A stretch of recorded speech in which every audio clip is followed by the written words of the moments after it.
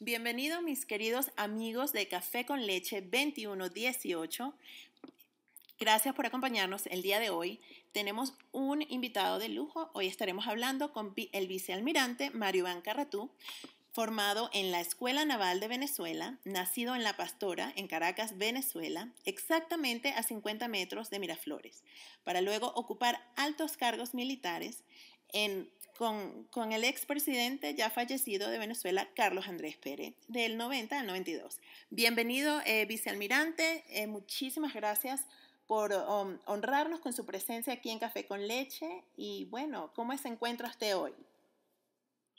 Gracias, Mariel, por la invitación a tu programa. Un saludo de escuchas y a la audiencia a nivel internacional de Café con Leche. Yo me encuentro bien, como todos o gran parte de los venezolanos saben, me encuentro actualmente en el área de la Florida, en proceso de asilo diplomático, motivado que en el año 2014, el 12 de febrero específicamente, el presidente de la República ordenó mi detención por los canales del Estado y la red de información nacional.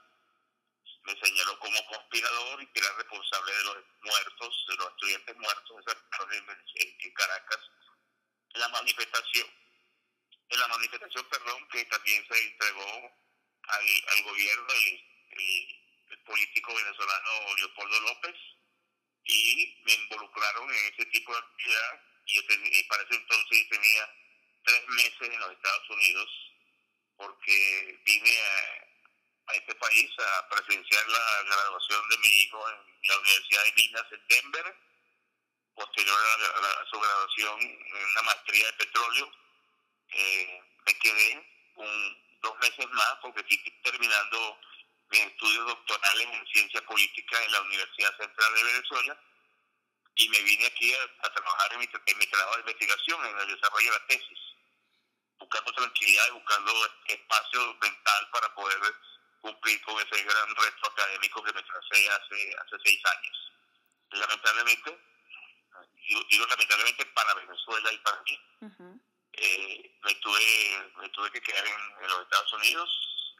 Me acogí al derecho de asilo diplomático, estoy en trámite de asilo bastante avanzado, faltará poco para que me otorguen ese privilegio y esa protección del Estado norteamericano. Y bueno, y en esa me encuentro aquí buscando trabajo para poder sobrevivir y luchando también por Venezuela, por los venezolanos, porque considero que desde afuera, desde el extranjero, es donde realmente se puede luchar bien para libertar a los venezolanos y recuperar la soberanía nacional y el Estado de Derecho de todos los venezolanos, que no existe en Venezuela. Razón por la cual ratifico a la audiencia, con tu permiso, que en Venezuela no hay democracia, hay un sistema de gobierno totalitario de corte marxista o corte comunista, porque tampoco creo que sean unos comunistas los que están en el poder, que son unas mafias gobernando. Y los venezolanos tenemos que entender lo que están en Venezuela, en el territorio, y los que estamos fuera, que el proceso de recuperación del país es una tarea de todos los venezolanos. Encuéntrense donde se encuentren. Gracias nuevamente por la invitación. Correctamente, vicealmirante. Gracias a usted nuevamente por honrarnos con su presencia. Qué suerte que usted se encontraba aquí en Denver, Colorado, en esos momentos, porque si no, entonces hubiera usted corrido con la misma suerte de Leopoldo López. Digo suerte porque hubiera sido un encarcelamiento injusto. Así es que, pues, definitivamente, por ese lado estamos agradecidos. Pero claro, por el otro lado, entiendo su preocupación y su malestar de que esto haya sucedido y que usted no pudo regresar pues a Venezuela, ¿no? Porque uno siempre extraña a su país. Por eso todos los venezolanos acá en el exterior, en el exilio, nunca olvidamos a Venezuela, y por eso nace Café con Leche 2118, para levantar la voz, no solo por los presos políticos, sino también para denunciar violaciones de los derechos humanos en Venezuela. Así que nuevamente pues gracias y felicitaciones, pues muy atrasadas, ¿verdad? De que de su hijo se graduó en la Escuela de Minas, y felicitaciones a usted por alcanzar su meta de graduarse de posgrado con Ciencias Políticas. Así es que bueno, le agradezco. Bueno, fíjese lo siguiente, esto es un punto muy importante. Diga. Para todos los venezolanos. Yo estuve aquí en una de las visitas médicas que uno tiene que hacer periódicamente para control. Me atendió un viejo médico cubano muy reconocido que en el área de Florida. Uh-huh. Y cuando yo entro al consultorio, el médico me pregunta, ¿qué dolencias tiene usted? Uh-huh. Y yo digo, bueno, tengo una sola dolencia. tengo dolor de patria. Sí, exactamente. Entonces me dice el médico, caramba, chico, tengo 50 años aquí en Estados Unidos y primera vez que voy a alguien que le duele la patria. Y realmente es un sentimiento que todos tenemos, muy pocos expresan, pero realmente ese es un sentimiento de ausencia, de pérdida, de vacío que nos afecta a todo lo que estamos en el extranjero. Así es, ese mal lo padecemos todos los venezolanos, de bien que amamos a nuestra patria y la queremos ver libre y en manos de gente decente y democrática. Así es que comparto su dolor, definitivamente. Pero vicealmirante, me gustaría que habláramos un poco sobre UNO. ¿Qué es UNO? Significa un nuevo orden, pero ¿cuándo nace? ¿Cómo nace? ¿Y cuál es su fin? Hablemos un poco para educar a la audiencia de Café con Leche sobre esto, que me parece un tema muy importante, sobre todo en estos días, por lo que está pasando en Venezuela. Bueno, fíjate lo siguiente, como una consecuencia directa de la reflexión obligada que tuve que hacer en los últimos años de mi vida hasta el presente, cuando abracé de nuevo la carrera de la ciencia política como materia de estudio. Una de las cosas que pude identificar en todos los clásicos de la ciencia política, del mundo liberal y del marxismo, del comunismo, y de todas esas corrientes derivadas de esas tres troncos, los conservadores, tres troncos políticos del pensamiento político mundial, me di cuenta que todo el mundo habla de la democracia, todo el mundo habla de la paz, todo el mundo habla del equilibrio de poderes, todo el mundo habla de los factores democráticos de una sociedad política, pero casi ninguno, fíjate bien, casi ninguno habla del ciudadano. Uh-huh. Y esa palabra ciudadano, yo la escuché muy poco, siendo militar, y la escuché muy poco, estando en el Palacio de Miraflores, como jefe de la Casa Militar, no por el presidente de la República, porque siempre hablaba de ciudadano, y digo, por las personas que iban al Palacio, al centro de poder político, económico venezolano, nacional. Y después he retirado en esta lucha política de todos por no entregar el país, por no cambiar nuestra identidad, por no cambiar nuestra esencia libertaria, y no me refiero solamente a los libertadores, sino durante todo el periodo de desarrollo nacional. Uh-huh. Yo tampoco escucho que hablan del ciudadano. Huelga de hambre por los puestos políticos. Uh-huh. Manifestación por la libertad, manifestación por la democracia. Vamos a elecciones porque necesitamos recuperar la democracia. Vamos a una marcha que llegue al Congreso de la República o a la Asamblea Nacional porque queremos elecciones libres y queremos elecciones transparentes. No queremos que se respeten los derechos humanos. Pero en ese contexto de la lucha política venezolana, muy pocos hablan del ciudadano. Y los que hablan, lo hablan de acuerdo a mi criterio, en un argumento populista y demagogo, porque no sienten al venezolano. Los venezolanos somos una cifra estadística cuando hablamos de elecciones. Uh-huh. Somos una cifra de marchantes o movilizados cuando marchamos. Somos llamados a defender la democracia y las libertades, pero poco o casi ninguno de las personas que nos arenga o nos dirige la palabra, nos aglutina y nos organiza como ciudadanos. Y resulta que Venezuela es la asociación de un grupo de venezolanos, de nacionales o extranjeros que decidieron hacer una nación, que es lo que se llama el poder originario del ciudadano.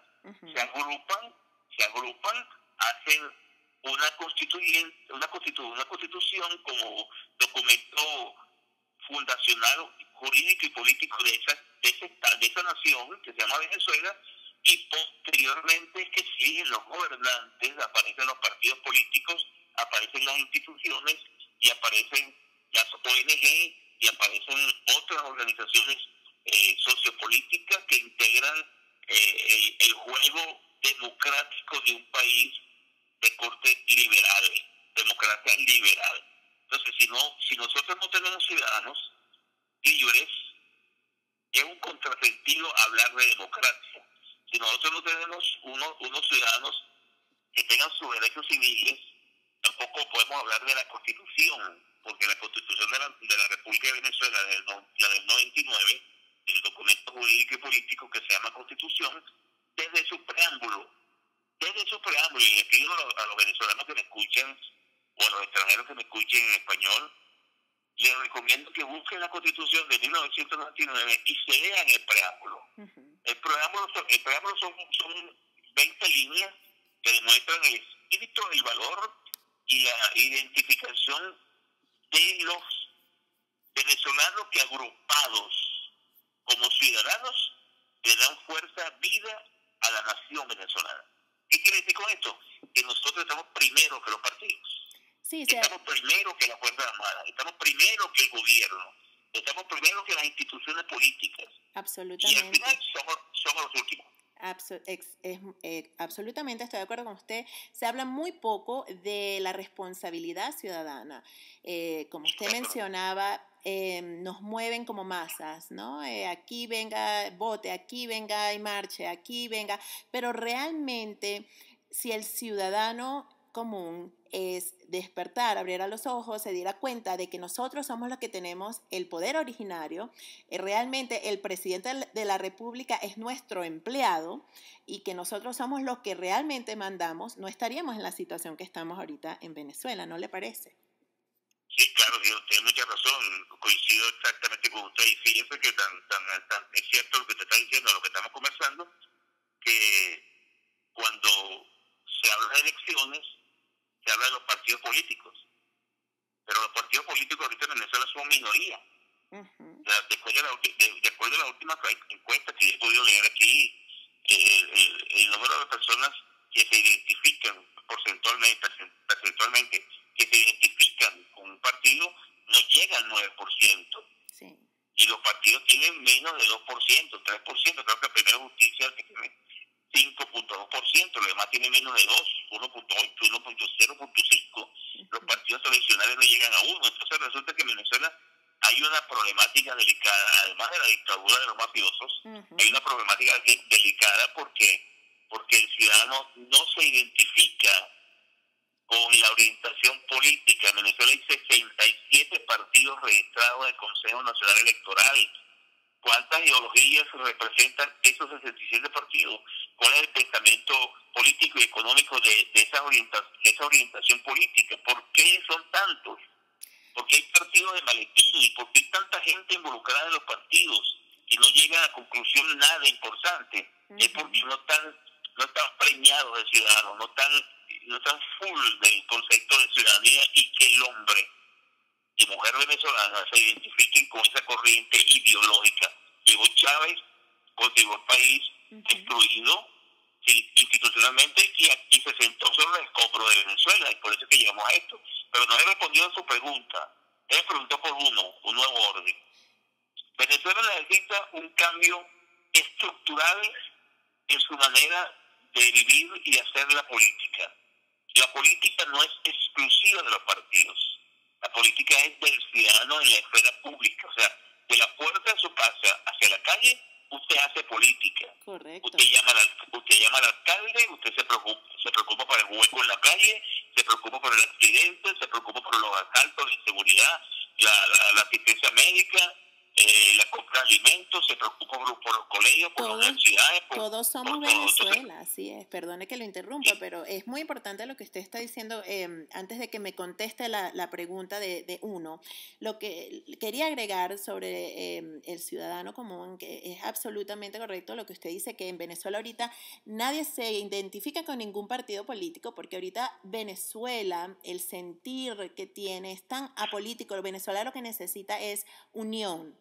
Lo que necesita es que todos nos tengamos la misma visión, sin colores y sin partidos políticos, para poder salir de donde estamos. Y por eso me llamó tanto la atención uno, porque es un nuevo orden, pero a la vez todos somos uno. Ese es el eslogan. Entonces, por eso me encantó. Así es que adelante. Así es. Entonces uno comienza a aparecer, a florecer, a emerger en los cuarteles venezolanos. El doctor Alberto Franceschi por su lado y yo por mi lado, hablando con los militares activos y con muy pocos retirados, coincidíamos en que el problema nuestro era estructural y que el ciudadano no era partícipe del hecho político, no era actor, era llamado solamente a cumplir funciones muy elementales, básicas pero elementales, frente al problema que tenemos en Venezuela. Y él por su lado, yo por mi lado, a él lo persiguieron en Venezuela, él se quedó en Miami, yo me quedé en Denver, nos contactamos telefónicamente y decidimos comenzar a trabajar aquí con esa idea de un nuevo orden. ¿Qué es un nuevo orden? Necesitamos un nuevo orden político, necesitamos nuevos ciudadanos que le den una fachada creíble a la gestión política y pública en Venezuela. Necesitamos venezolanos que se reencuentren con el gentilicio y con la identidad nacional. Necesitamos venezolanos que se ocupen por lo menos poseídos. Necesitamos venezolanos que estudien, que proyecten y trabajen para proyectar y hacer crecer a Venezuela. No para hacer crecer ni a la Academia Militar, ni a la Escuela Naval, ni al Partido Primero Justicia, ni al Partido ADECO, ni al Copellano, ni al PCV, ni al Partido Comunista. No, nosotros necesitamos venezolanos que dentro de su ideología, que es respetable, siempre que tenga el concepto democrático detrás de esa ideología y el respeto al ciudadano, comiencen a trabajar juntos.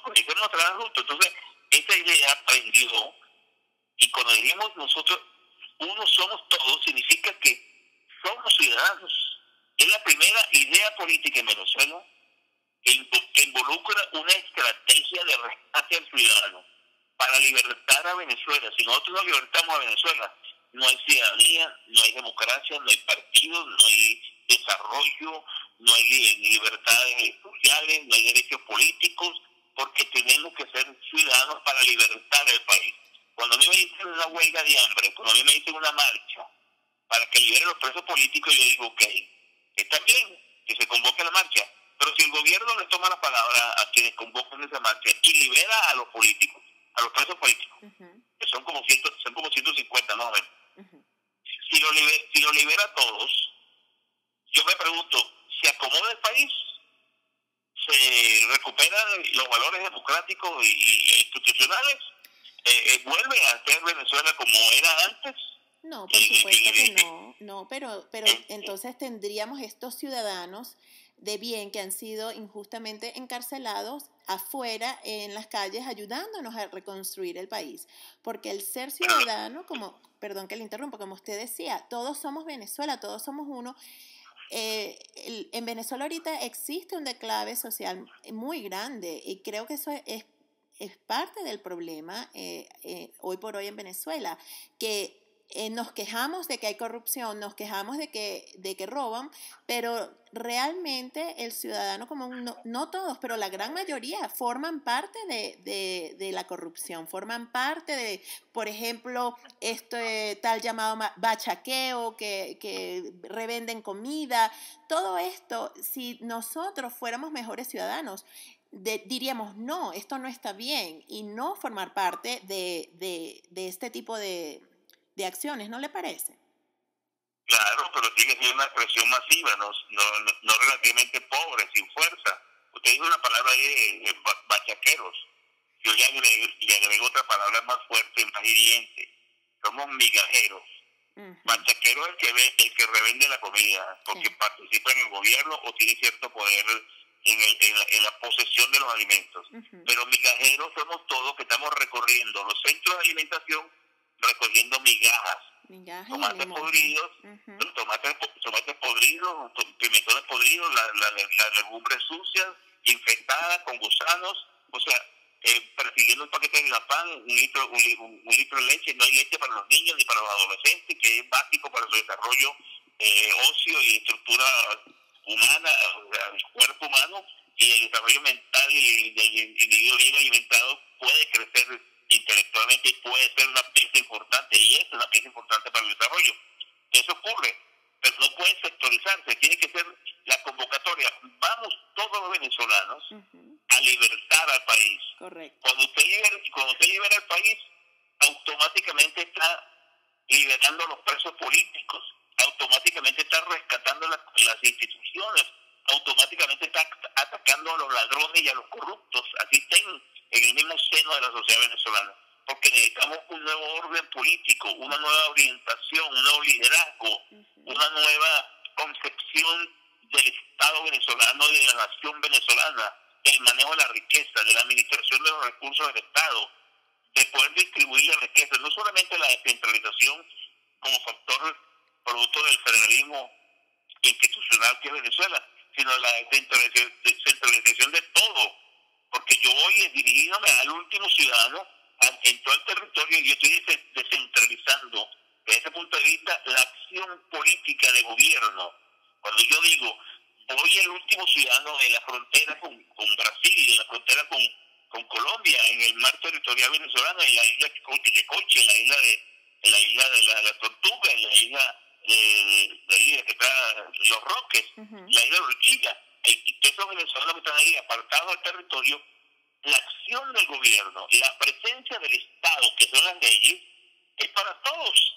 Y aquí en Venezuela tenemos mucho tiempo, muchísimo tiempo, que el Estado no se hace presente en ninguna parte. Sí. El Estado fue secuestrado por los partidos políticos y tenemos que buscar que eso se revierta hacia el venezolano, no hacia el partido. Yo no estoy contra los partidos.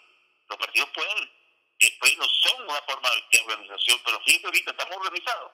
67 partidos. No hay organización, no hay unión, y volvemos a lo mismo que hablamos al principio, que el ciudadano debe retomar las riendas del país y darse cuenta de que del presidente para abajo todos son nuestros empleados y nosotros tenemos que poner el orden. Quería comentar algo sobre lo que usted decía de que somos migajeros y muy correctamente esa frase, porque me recordó usted algo que dice nuestro general en jefe Raúl Isaías Baduel. Él dice que el peor miedo que él tiene es que Venezuela se convierta en un país de resignados en vez de un país de indignados. Entonces, ahorita en Venezuela yo siento que la gente está resignada a hacer 3 horas de cola para recibir 2 migajas, el captahuellas. Entonces nos estamos resignando, las violaciones de derechos humanos se han hecho el pan de cada día y estamos aceptando todo esto, y entonces eso es terrible, porque al cerebro y ya acostumbrarse a esto, entonces es muy difícil cambiar la manera de pensar y de actuar de los ciudadanos. Entonces, parte de tomar las riendas del país, de los ciudadanos, también va a ser, tenemos que volver a educar al ciudadano. Y aquí en Estados Unidos hay una frase muy célebre que dice, no es lo que el país puede hacer por ti, es qué puedes hacer tú por tu país, ¿no? Entonces, tenemos que educarnos y saber que el poder está en nosotros. Todos somos líderes, todos tenemos que aportar nuestro granito de arena. Así. Tienes razón, y por esa ecuación de la democracia, que dice que la democracia del pueblo, y para todo el pueblo todos somos iguales, esa ecuación hay que llevarla a la realidad, hay que igualarla a libertad, no a democracia solamente, por y paz, porque nosotros hemos luchado por una democracia, ¿no? Sí, sí, aquí estoy, Ok. Vicente, le escucho. Pensé que se había cortado. Hemos luchado todos los venezolanos por tener un mejor país, una mejor calidad de vida, un mejor Claro, sí. desarrollo. El país creció, tiene recursos, tiene todo, pero el país fue mal administrado. Sí, Entonces, a veces yo me pongo a discutir con personas que manejan lo que es la economía y manejan lo que es la producción y la dirección económica del país. Entonces me dicen que nosotros producimos petróleo y el barril de petróleo cuesta más barato, pero el litro de gasolina cuesta más barato que una botellita de agua. sí. Digo, bueno, de alguna manera tenemos un beneficio por haber nacido en ese territorio privilegiado de Dios, de la naturaleza. Pero el problema no es que este valor de gasolina está muy barato. El problema es que lo que se produjo a través de ese litro de gasolina a este precio pírrico, se lo robaron o lo administraron mal. Entonces el problema nuestro no es el valor per se del litro de gasolina, es cómo ese valor sumado a la cantidad de millones de barriles de gasolina o garrones de gasolina que se producen, cómo fue administrado y cómo se gastó el dinero. Se malgastó, se robó, disculpe, y en Venezuela, como usted dice, es una tierra bendecida. No solamente dependemos del petróleo. En Venezuela hay oro, hay tantos recursos que se pueden, una vez... adelante, dígame. Sí, porque quiero terminar esta parte, me disculpa de interrumpir, porque el problema no es que suben el valor del litro de gasolina, y del litro de gasoil, o del litro de kerosina, de JP5, que es la gasolina de los aviones. El problema es quiénes administran ese recurso financiero. El precio que le ponga, bajo, alto o medio, se lo van a seguir robando porque el sistema judicial venezolano está hecho sobre corruptos y lo que yo llamo el buenismo criollo. Ese amigo mío no le hagan nada. Ese amigo mío me pasó una comisioncita. Ese amigo mío es el esposo de mi hija, es el abuelo de mis nietos o el padrastro. Entonces resulta que cuando hay esa permeabilidad en la sociedad, donde los que abusan del erario público no son sancionados, tú estás alimentando el populismo y también el oportunismo y los ladrones. Claro que, entonces, y volvemos a lo mismo. Volvemos a lo mismo del buen ciudadano. Ese nuevo orden que usted me estaba preguntando, y que ya quisiera dejarlo un ladito para ir a otra parte de la entrevista, si usted lo permite, claro que sí. Ese nuevo orden es un nuevo ciudadano que tiene que exigirle a los que gobiernan pulcritud, y si no, sale del poder. ¿Sabes? Porque no eres una persona idónea para gobernar. Exacto. Cuando nosotros nos desprendamos de ese amiguismo, de esas parcelas de poder, porque la viví en Miraflores. Yo en Miraflores vi muchas cosas incorrectas. Yo se lo comunicaba al presidente de la República. Y no era tanto él, eran las personas que van al palacio en busca de poder, el dinero fácil y los negocios a dedo. Eso era antes y ya ahorita. Sí. Entonces eso tiene que acabarse. Al precio del galón de gasolina que sea. Exacto. Al precio del litro de gasolina que sea. Sí, porque eso tiene que reinvertirse en educación, en salud, en seguridad. Y en una mejor calidad de vida venezolana. Aquí yo estoy en Estados Unidos, que un ciudadano se cae y se fractura una pierna, automáticamente el abogado va al Estado y demanda al Estado o al municipio que hay un hueco en la calle. El carro que tiene se echa a perder los cauchos, igualito, denuncia al comisionado de transporte del municipio, de la gobernación. Y aquí la gente, el ciudadano exige, y el gobierno está obligado a responderle, no a jugar con el ciudadano. Correctamente. Con todas las críticas que pueda tener el sistema americano, con todas las cosas que dice mucha gente. Pero yo no puedo criticar solamente a un Estado y a un ciudadano que me llevan casi un siglo de ventaja en el desarrollo. Que todo lo que aquí se produce ayuda a que el mundo crezca y viva mejor, los aviones, los barcos, la tecnología, igual que en Europa y en otros países. Entonces, esa gente que produce, trabaja, estudia, es la que nosotros nos da una mejor calidad de vida. Si no, todavía estuviéramos en pañales y rodando carretas con ruedas cuadradas y no redondas. Exactamente. Entonces resulta que tenemos que tener una visión diferente del país para poder sentirnos satisfechos de lo que estamos haciendo y lo que le vamos a dar a los próximos venezolanos.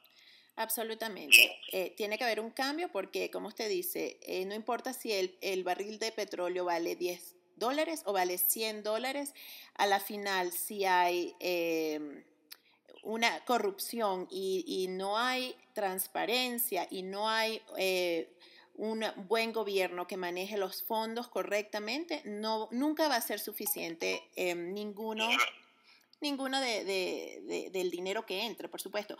Pero entonces eso me lleva a la siguiente pregunta, vicealmirante. ¿Cómo podemos entonces recuperar las riendas del país, recuperar el país, llegar a esta democracia que necesitamos?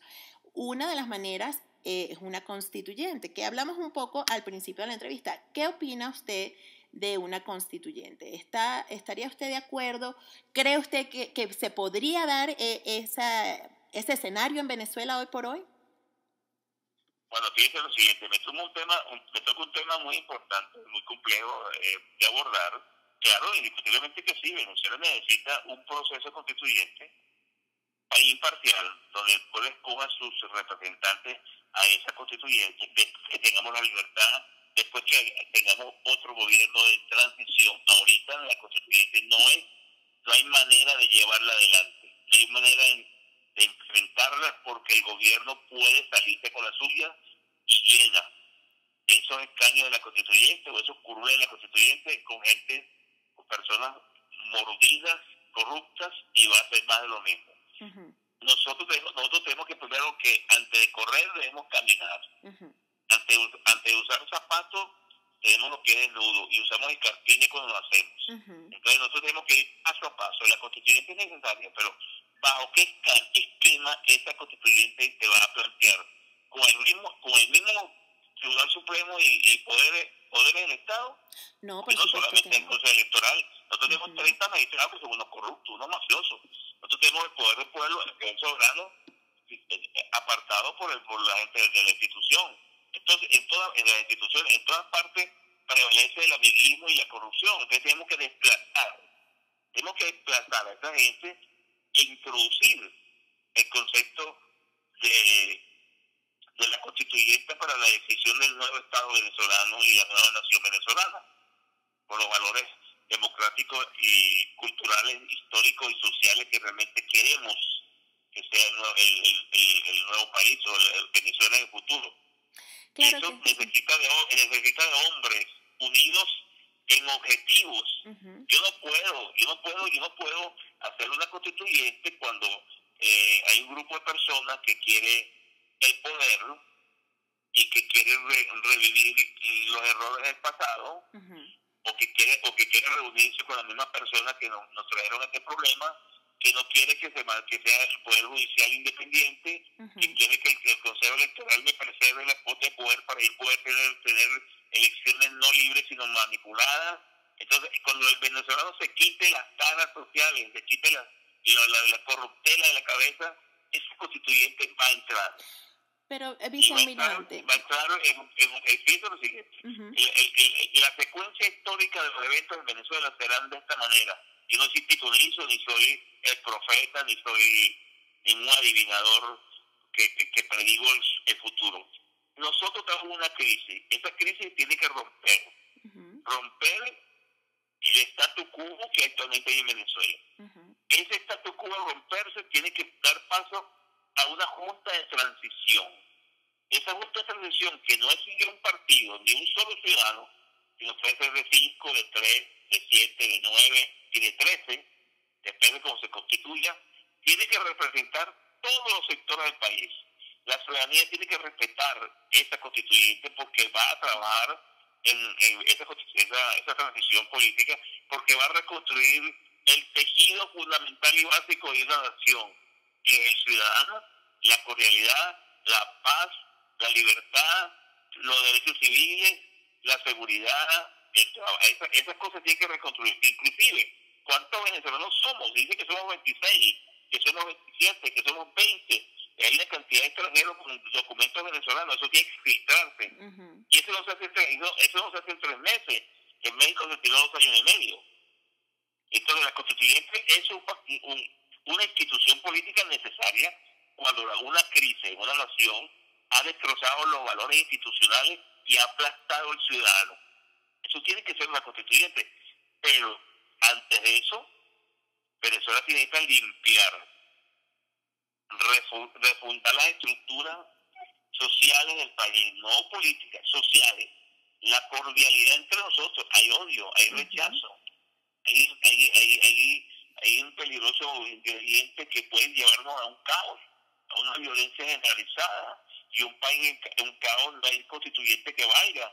Tú tienes que pacificar, recoger las armas, hacer presos, juzgar a las personas que han hecho asesinatos y que han robado el país, y estos malandros armados del gobierno que son una banda de mafiosos, el narcotráfico. Si tú no corriges eso en un proceso de transición y tú no pacificas básicamente la estructura nacional, tú no puedes ir a una constituyente y no puedes ser exitosa. Claro. Porque no es paz social. Entonces yo primero camino y después corro. Y caminar en Venezuela en este momento es a través de una transición. Claro que sí, y vicealmirante, pero toquemos este tema un poquito más a fondo, porque justamente hoy por hoy se encuentran 4 o 5 presos políticos y ya casi 100 personas entre estudiantes y miembros de diferentes partidos políticos en huelga de hambre.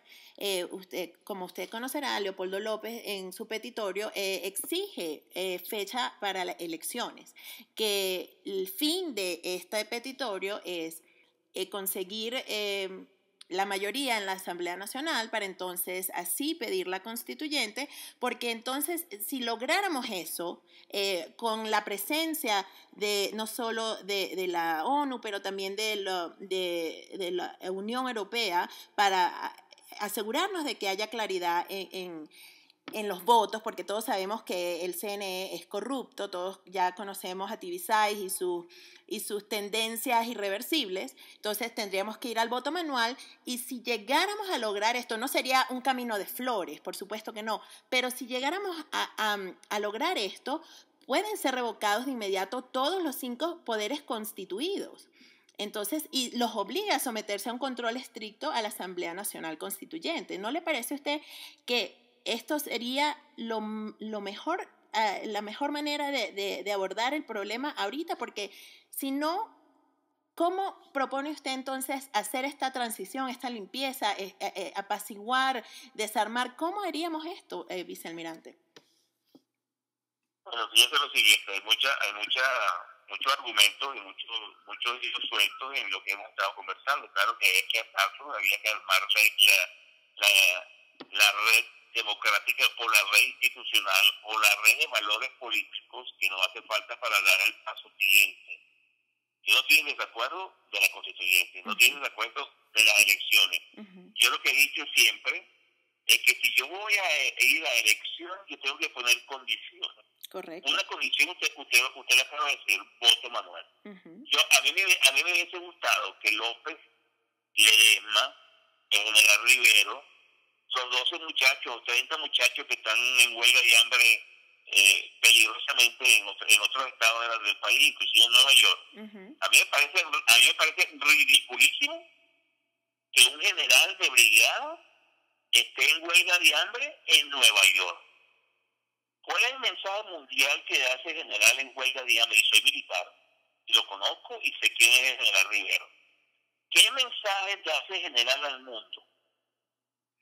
Apoyo. ¿Cuál es el mensaje que él debe darle a la Fuerza Armada como general en su país o en el extranjero, pero no en huelga de hambre? ¿Usted ha visto militares en huelga de hambre en procesos políticos en otros países?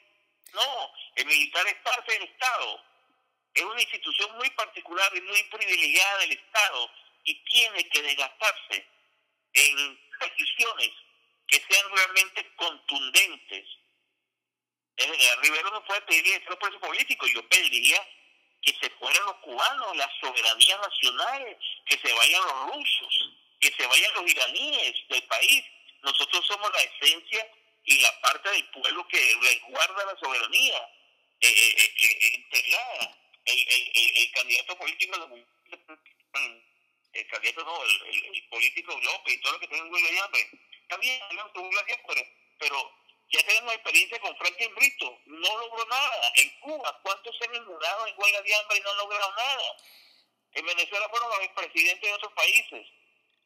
Estos expresidentes, cuando eran presidentes en carga, en sus funciones específicas como gobernantes, no se ocuparon de Venezuela ni combatir a Hugo Chávez, que estaba acabando con el país y estaba penetrando Colombia, Ecuador, Bolivia, Brasil, Argentina, Centroamérica, con grupos ideológicos venezolanos. Tuvo problemas con el presidente Fox, tuvo problemas con el presidente de Salvador, tuvo problemas con el presidente Uribe, tuvo problemas con el presidente Lucio Rodríguez ahí en Lucio Ramírez, creo que se llama, el Ecuador. Entonces, con todo el mundo. Y los presidentes hicieron mutis. Y la OEA, que es el organismo por excelencia donde se dirimen los problemas políticos de América Latina, que quedó controlada por el Foro de Sao Paulo. Y nadie ha reclamado eso. Entonces, a mí me sorprende que ahora llegue a Venezuela presidente retirado, el señor Felipe González, que yo participé con el presidente Pérez, lo acompañé en muchas cumbres mundiales y Felipe González iba, y era una paladina de la democracia del Partido Socialista Español, pero Fidel Castro que era, y era amiguísimo de Fidel Castro, y no era un dictador. ¿Y por qué Fidel Castro tiene 54 años de presidencia acabando con un pueblo? Y nosotros tenemos 16. Y es que no se han dado cuenta en la región que hay pueblos que están sufriendo la devastadora acción de gobierno de grupos políticos de corriente ajena al sentimiento nacional de cada país, de cada nación, y siguen cohabitando en las reuniones, en las fiestas, en los cócteles, porque asistían muchos, y yo veía lo contradictorio, cómo Fidel Castro hacían colas para felicitar a Fidel Castro, cola de venezolanos y cola de colombianos y cola de todos los países, y Fidel Castro era la vedette de las cumbres, y era un asesino. Entonces hay una contradicción tremenda. Yo no estoy en contra de la huelga de hambre. Si la decisión política y estratégica del Partido Voluntad Popular o de la Mesa de Unidad o de los partidos están de acuerdo en una huelga de hambre, que la hagan, pero que sean exitosos. Yo estoy cansado de escuchar amenazas y que no lleguen a nada. No, porque hasta ahora tenemos una fortaleza, sí, de un gobierno que no tiene fuerza, que se está cayendo, que es ilegítimo. Fíjese, el tipo es colombiano, dice que es colombiano. ¿Y cómo llegó a ser electo presidente? ¿Quiénes fueron a las elecciones? sí. ¿Es que se supo después o se supo antes? ¿Y por qué no lo hicimos antes de descubrirlo? ¿Y por qué la Mesa de Unidad y todos los partidos políticos de oposición no denunciaron que era un colombiano antes de las elecciones? ¿Qué pasó ahí? Hubo dinero, hubo descuido, hubo falsificación, hubo complicidad. Bueno, esos tienen que ser responsables, todos de la Mesa de Unidad que permitieron que fuera candidato Maduro son responsables que el presidente de Venezuela sea ese tipo. Aparte de eso, se violó la Constitución porque tenía que ser presidente de Diosdado Cabello, y fue él para la muerte del presidente anterior, y lo aceptaron. Entonces, esa cantidad de tira y encodes, que son acomodaticios, que se cuadran con el poder en el momento que le interesa personalmente, eso yo no lo puedo aceptar, sea quien sea que lo dice, sea quien sea que lo proponga. Si la huelga de hambre nos va a dar soluciones, bienvenida, pero vamos a ver qué va a ocurrir en los próximos días. Absolutamente, ¿no? Y estoy de acuerdo con usted en el sentido de que nadie quiere que se repita la historia de Brito. Y creo que por eso se encuentra hoy un militar al frente de la ONU haciendo una huelga de hambre. Que no sea algo que se acostumbre a hacer, estoy de acuerdo, pero en tiempos de crisis, en tiempos difíciles, se necesita a veces tomar acciones extremas. Y creo que ya hoy por hoy existen casi 100 personas en huelga de hambre en Venezuela y es en modo de apoyo a Leopoldo López, a Raúl Emilio Baduel, a Alexander Tirado, a todos los estudiantes que están en huelga de hambre, precisamente generando presión al régimen para conseguir que esto sea exitoso. Nadie quiere que esto no sea exitoso. Y estoy de acuerdo con usted ha cambiado un poco el tema sobre lo que decía de Nicolás Maduro, que es colombiano y que por qué lo aceptaron y por qué se callaron. Completamente de acuerdo. No nos vayamos muy lejos. El año pasado, después de las protestas, ¿qué hacía Capriles dándole la mano y haciendo mediaciones o hablando con él y aceptándolo en nombre de todos los venezolanos? No pueden. La MUD no puede hablar en nombre de todos los venezolanos porque la MUD es el brazo, estaba muy vinculado con el PSUV y es algo que ya Venezuela, gracias a Dios, se ha dado cuenta. Entonces, pues son muchas cosas y como usted decía, que bueno, Fidel Castro era la vedette de las fiestas, la gente lo iba a felicitar y por otro lado lo criticaban. En la política hay mucho doble moral y eso es algo que yo me indigno, sobre todo ahorita. En la cumbre de Panamá, hablamos en anteriores programas con Rafael Olavarría, él estuvo acompañándonos, licenciado internacional. Hablábamos de la hipocresía de que por un lado Estados Unidos le levanta las sanciones a Cuba, los quita de la lista de terroristas, cuando ellos saben perfectamente que los Castros tienen las manos sucias, llenas de sangre, no solo en Cuba, sino en Venezuela. Entonces hay una doble moral, por supuesto. Y yo amo este país y estoy agradecida de estar aquí, pero no estoy de acuerdo en esa política internacional que están llevando ahorita con Cuba. Entonces... Fíjese lo siguiente, relación a lo que usted está diciendo, visto desde su perspectiva y la respeto. Pero fíjese lo siguiente. Diga. En el caso de Cuba, 50 años de bloqueo no han solucionado el problema político de Fidel Castro y su intromisión en América Latina. O sea, los americanos se vieron obligados a cambiar esa línea estratégica, política. Los americanos también están viendo que la presencia venezolana en el Caribe es cada día menor. Y esos países están en paz y están más o menos tranquilos porque tienen la factura petrolera venezolana gratis. El día que Venezuela deje de mandar el petróleo, esos países se convierten en un polvorín. Sí. Y eso va a ser un factor importante para que Cuba se siga metiendo en esos países, porque ya no son los Castro, serán otros. No es el mismo gobierno, la misma orientación del gobierno. Entonces los Estados Unidos están viendo más adelante. Y una de las cosas que tiene que diferenciar el político del ciudadano, el político de partido, el político activista, es que la visión estratégica le permita adelantarse a los eventos que están en proceso de evolución. Los americanos están viendo que el Caribe y América Latina se puede convertir en un polvorín y están tratando de desactivar las bombas de tiempo que hay colocadas en cada región. Están ayudando a Colombia con la FARC, están ayudando a Colombia con la parte del problema del narcotráfico. Intentaron ayudar a Venezuela y no pudieron.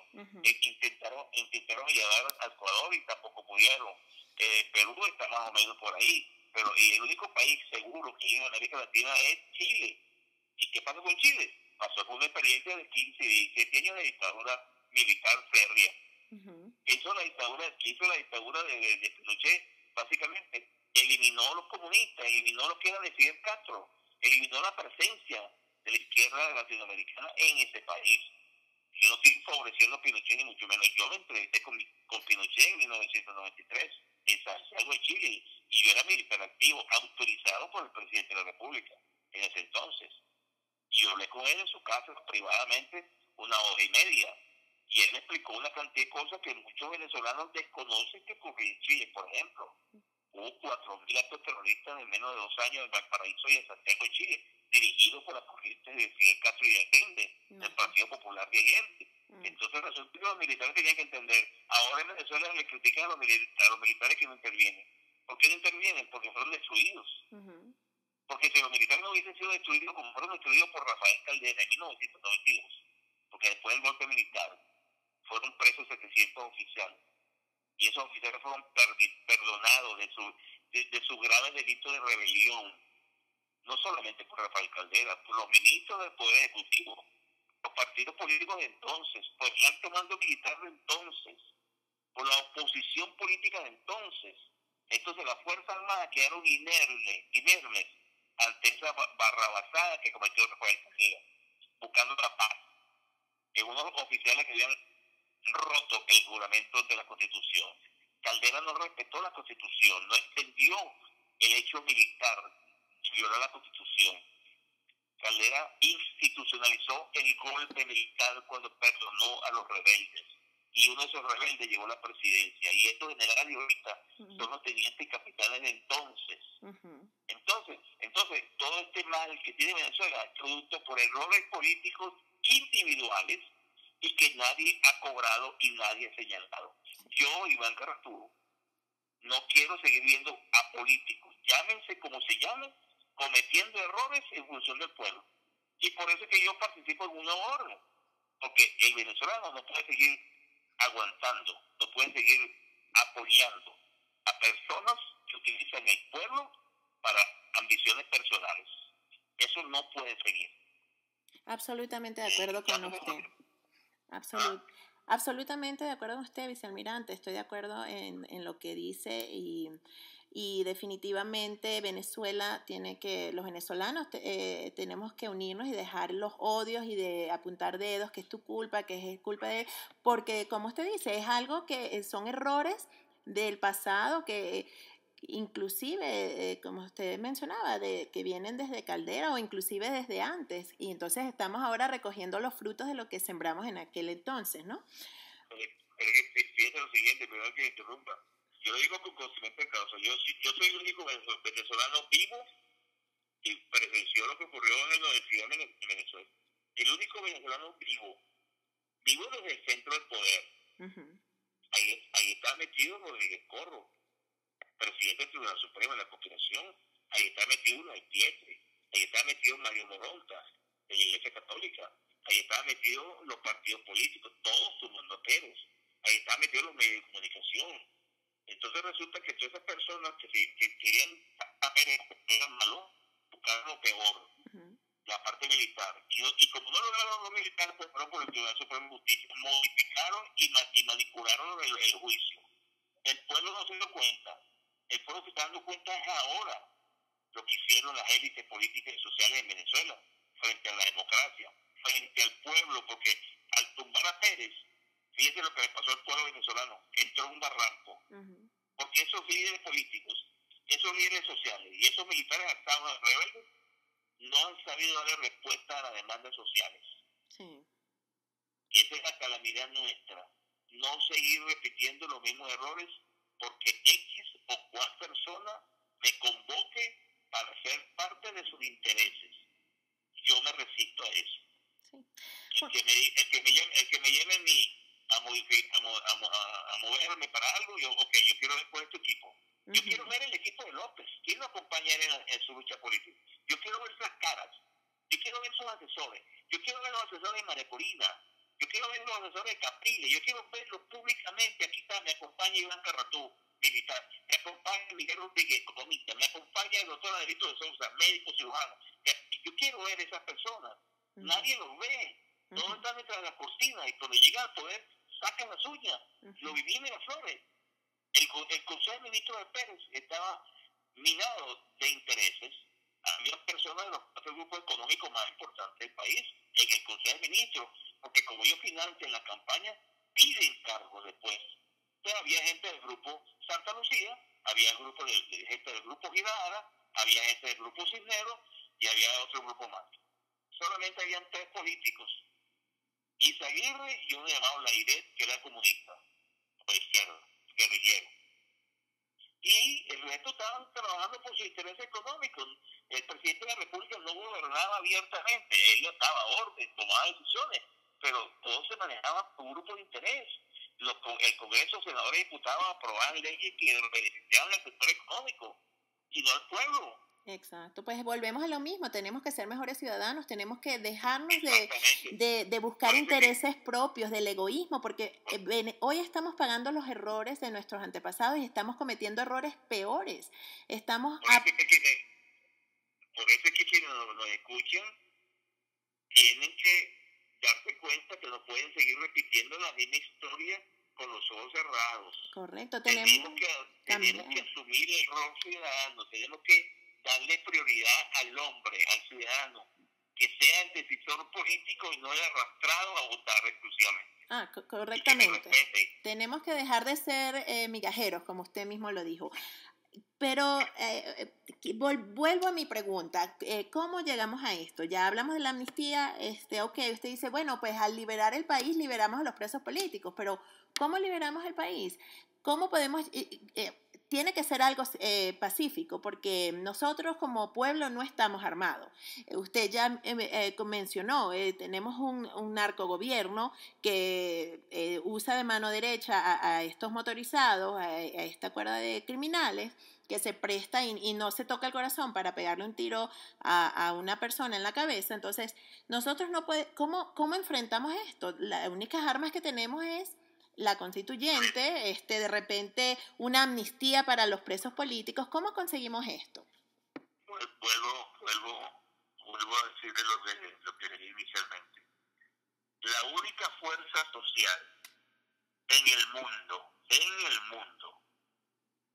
que puede producir los cambios sociales y políticos es el ciudadano organizado. Uh-huh. Primero que huelga de hambre, primero que movilización, primero que discurso político, primero que arenga de partidos políticos. Yo tengo que organizar al ciudadano. Si usted se le mete en su casa un ladrón, usted dice, usted salte de aquí, está con una pistola, usted dice, no, salte de mi casa, el tipo que sale, le mete un tiro. La violencia no la pone el ciudadano, la violencia la ponen los gobiernos totalitarios, pero el ciudadano no puede ser pisoteado por un gobierno. Y si el ciudadano es pisoteado, tiene que alzarse. Uh-huh. Tiene que alzarse. Eso que usted me dice que es pacífico, eso es de la boca de López, María Corina y esa gente. En Venezuela no va a ser nada pacífico. Óigase bien, nada pacífico. Va a haber violencia. Porque, por ejemplo, la paz no se decreta de un micrófono. La paz se la siente el hombre en su piel, la mujer en sus hijos, amenazados. Entonces, ese es el problema que tenemos en Venezuela. Y si nosotros no entendemos que para liberar a Venezuela tenemos que asumir la función ciudadana que nos corresponda, estamos perdidos. Precalificar, predirigir, que tiene que ser pacífica y constitucional, eso es un error político mundial. ¿Por qué? Porque la Constitución de Venezuela no la respeta a nadie. Entonces es una mentira. No hay Constitución, no hay Estado de Derecho, no hay democracia. Lo que es totalitarismo. Y frente al totalitarismo, usted no lo derrota en una urna. Tiene que protestar. Martin Luther King protestó y logró la liberación o los derechos civiles para los negros en Estados Unidos. Gandhi, Mandela. ¿Verdad? Entonces López si quiere ser un líder político, pues entonces se monte en donde debe montarse y dirija, organice la sociedad civil. Vicealmirante, estoy de acuerdo con usted. Igualmente Ledema, igualmente María Corina, igualmente Ramos Ayú, igualmente yo, igualmente usted. Si nosotros no organizamos a los ciudadanos no van a hacer nada. Y sin ciudadanos no hay libertad. Correcto. No hay partido y no hay democracia. Permítame que le interrumpa. Usted mencionó Martin Luther King y Gandhi, dos grandes figuras históricas que se conoce que eran partidarios del desafío político no violento. Entonces sí, las marchas de Martin Luther King eran históricas, pero eran pacíficas. Ellos no salían con armas, ellos no salían es lo que me refiero. Yo no he hablado de armas. No. Yo no he hablado de armas. Yo la palabra armas no la he sacado. No, pero usted dice que no va a ser pacífico. Tiene que ser pacífico. No va a ser pacífico. Eso no le cree usted ni yo. Bueno. ¿Usted cree que con esos grupos armados va a haber paz? No, por supuesto. ¿Usted cree que el nuevo gobierno en Venezuela va a tener paz con esos grupos armados en la calle y con la guerrilla que tiene el territorio?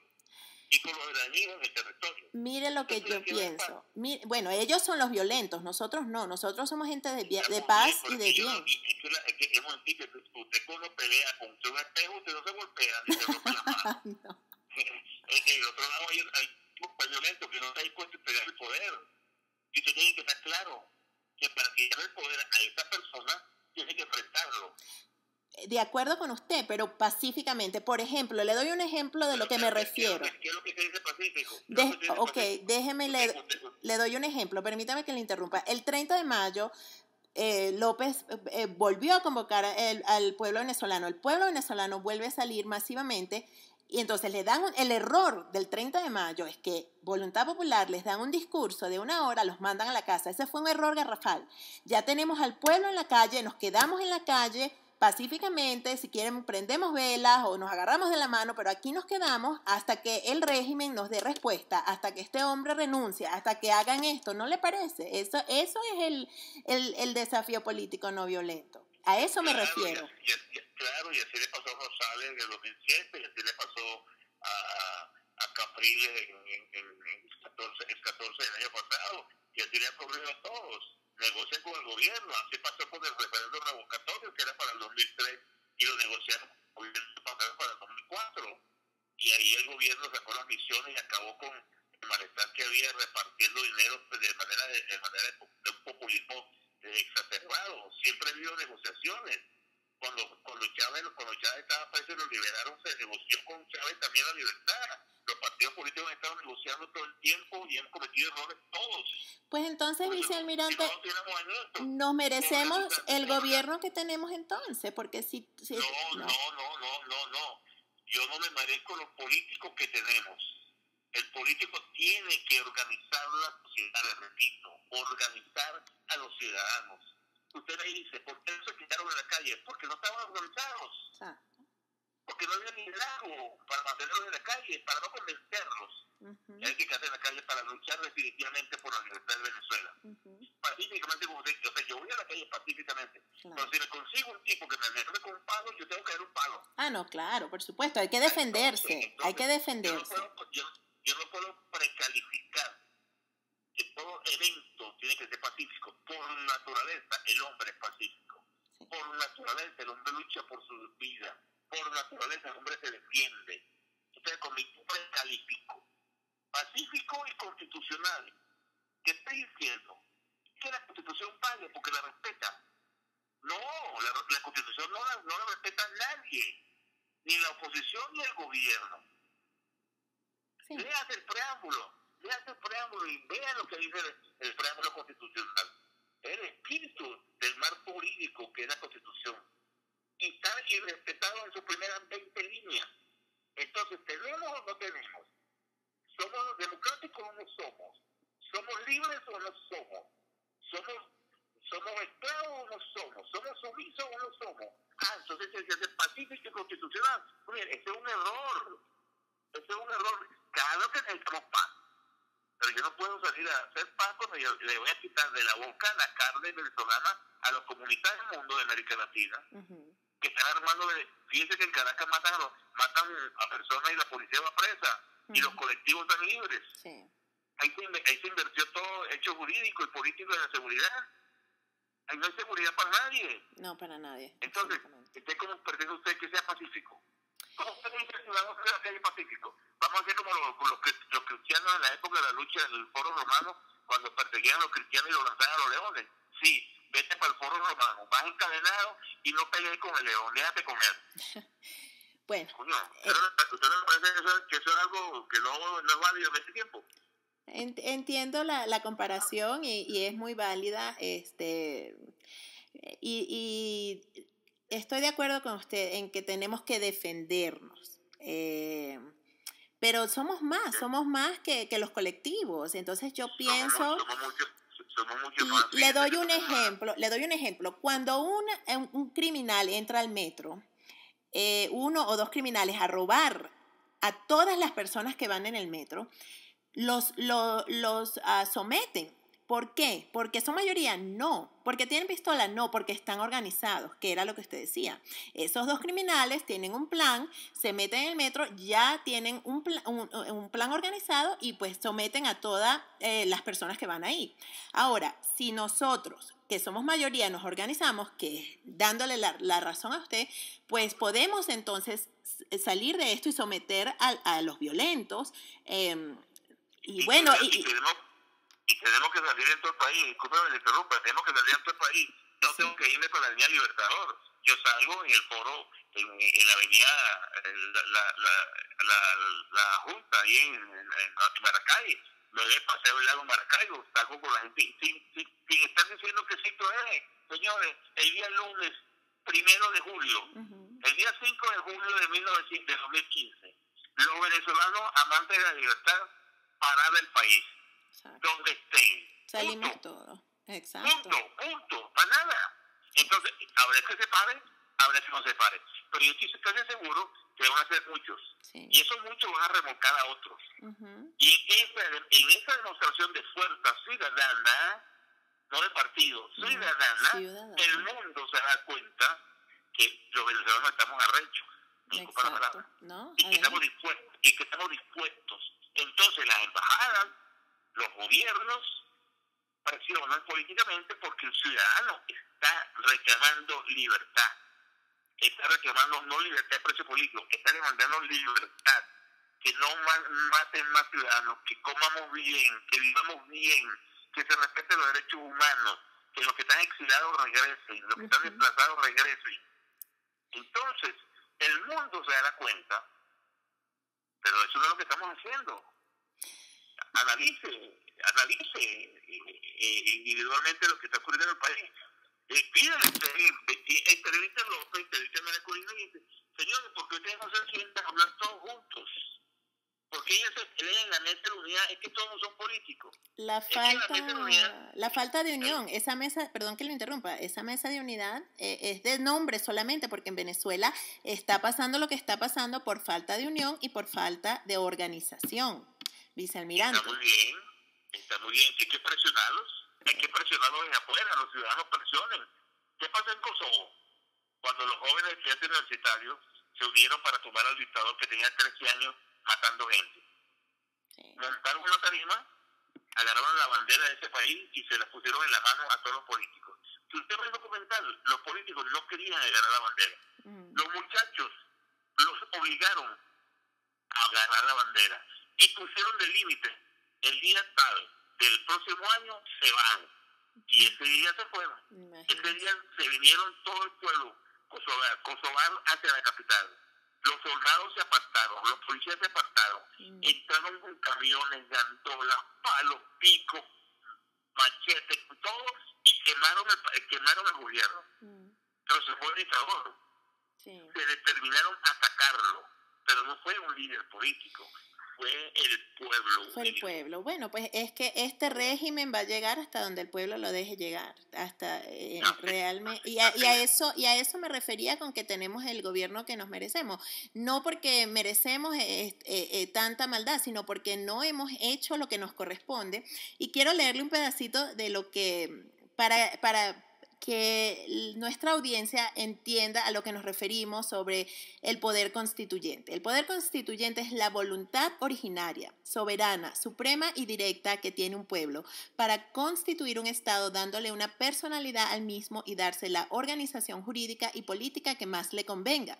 El poder constituyente puede ser delegado a una asamblea o una convención. Entonces, volvemos que el poder lo tenemos nosotros como ciudadanos. Usted, yo, López, María Corina, todos tenemos el poder, pero tenemos que unirnos y organizarnos, porque si no, pues realmente ellos llegaron, dividieron y están venciendo, y hasta que no nos unamos no vamos a ganar, ¿correcto? Así es, estoy de acuerdo con usted. Bueno. Ese es el deber ciudadano, eso debe ser así. Gracias, vicealmirante. Pues para finalizar, tengo una pregunta más. Es más una opinión. Hay muchos rumores ahorita de Diosdado Cabello en Brasil y todo esto, y por qué, y qué está haciendo. Se corren rumores urbanos que dicen que él está negociando una transición en Venezuela para sacar del poder al ilegítimo de Nicolás Maduro y montarse él. ¿Qué piensa usted? ¿Usted cree que esta barbaridad puede llegar a ser posible? ¿Usted ha escuchado alguno de estos rumores? ¿Qué me puede decir?